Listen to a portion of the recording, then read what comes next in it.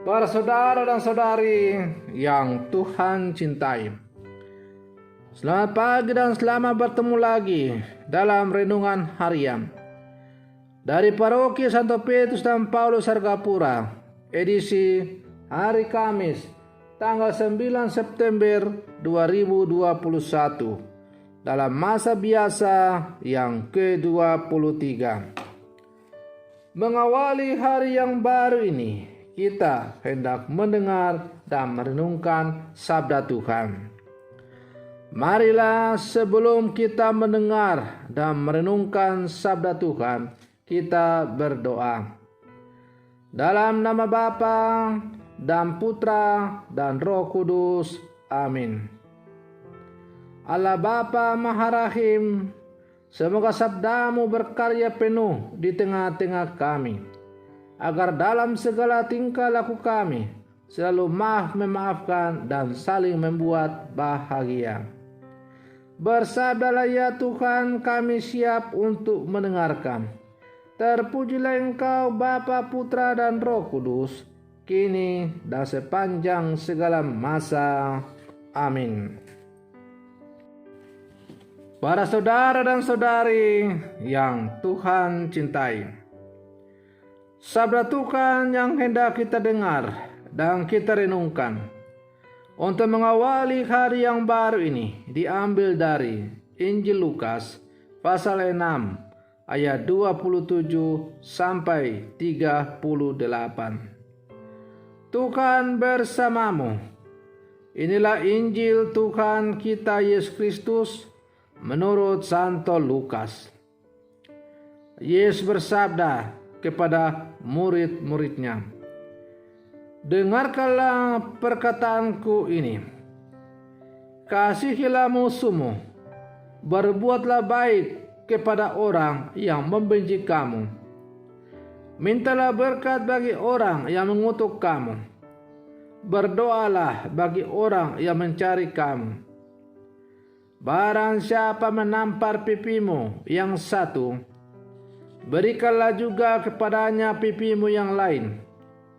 Dan barang siapa yang mengambil jubahmu, biarkanlah juga ia mengambil bajumu.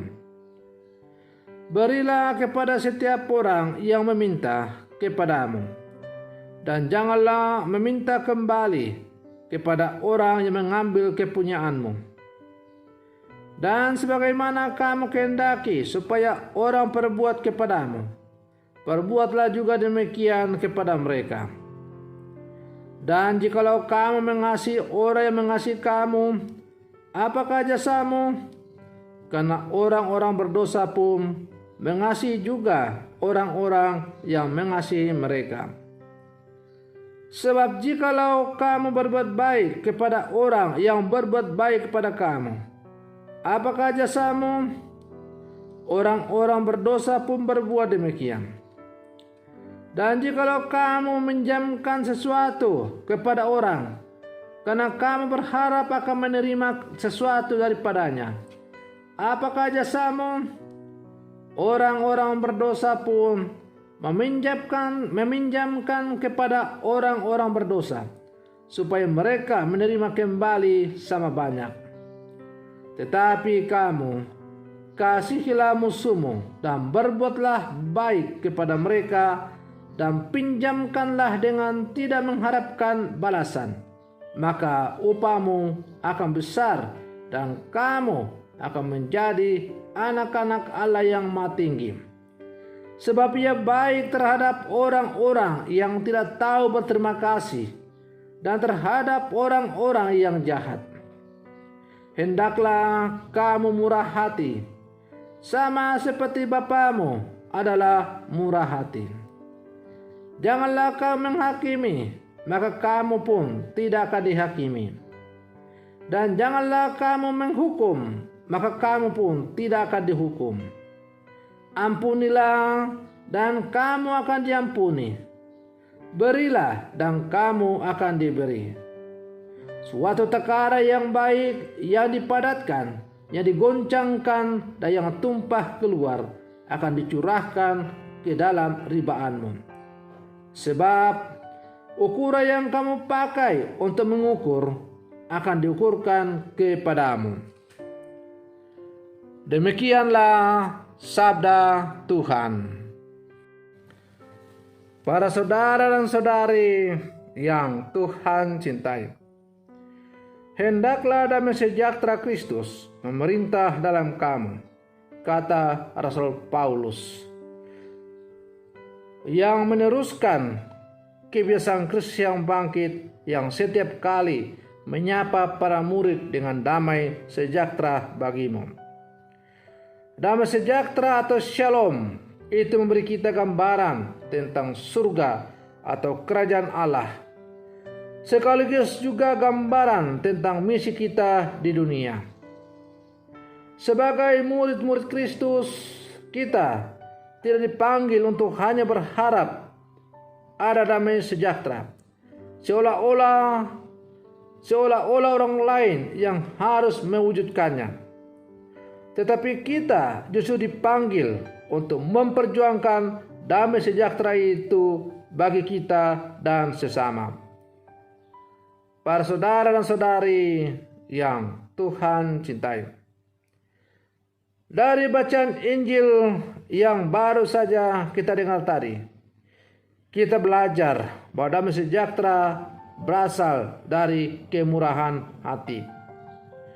Tuhan Yesus menunjukkan dengan sangat gamblang apa itu kemurahan hati. Yang dimaksud dengan kemurahan hati bukan hanya kerelaan berbagi harta milik, tetapi juga kemurahan hati adalah sikap dan keutamaan yang mencakup seluruh sikap kita dalam relasi dengan orang lain. Dengan kata lain, kemurahan hati adalah totalitas pemberian diri bagi kebaikan sesama. Acuannya adalah hukum kasih. Mengasihi sesama seperti diri sendiri dan mengasihi Allah dengan segala kekuatan. Maka sebagaimana kita ingin diperlakukan dan sebagaimana harapan kita untuk mendapatkan kebaikan, demikian pula kita memperlakukan atau bersikap kepada orang lain. Apa yang kamu kehendaki supaya orang perbuat kepadamu, lakukanlah juga demikian. Para saudara dan saudari yang Tuhan cintai, sebagai murid-murid Yesus yang hidup di zaman sekarang, kita dipanggil untuk mewartakan tentang damai sejahtera bagi semua orang. Damai sejahtera itu bukan hanya dengan kata-kata, tapi harus kita perjuangkan dalam seluruh kehidupan kita ini. Kita diajak untuk rela mengorbankan kepentingan diri sendiri dan berjuang untuk menciptakan damai sejahtera bagi semua orang. Dengan demikian, dunia yang semakin hari semakin jauh dari apa yang diharapkan, karena banyak yang hidup tidak sesuai dengan apa yang dikehendaki oleh Allah. Pelan tetapi pasti akan mulai tertata kembali damai sejahtera karena kesaksian hidup dari setiap orang-orang yang mengaku diri sebagai pengikut Kristus. Para saudara dan saudari yang Tuhan cintai, damai sejahtera itu hanya bisa akan terjadi apabila kita hidup saling kasih mengasihi satu sama lain. Kita jangan pernah membawa kesulitan atau menjadi penyebab kesulitan bagi sesama. Kita tidak boleh menghakimi sesama dengan tolak ukur kita, karena tolak ukur yang kita pakai untuk menilai sesama, maka tolak ukur itu pula lah yang akan dipakai untuk mengukur kita. Para saudara dan saudari yang Tuhan cintai, semoga permenungan saya ini untuk mengawali hari yang baru ini semakin menyadarkan kita sebagai murid-murid Yesus yang hidup bersama sekarang untuk selalu semakin hidup sesuai kehendak Allah dengan saling kasih mengasihi satu sama lain. Semoga demikian. Selamat pagi. Tuhan Yesus memberkati.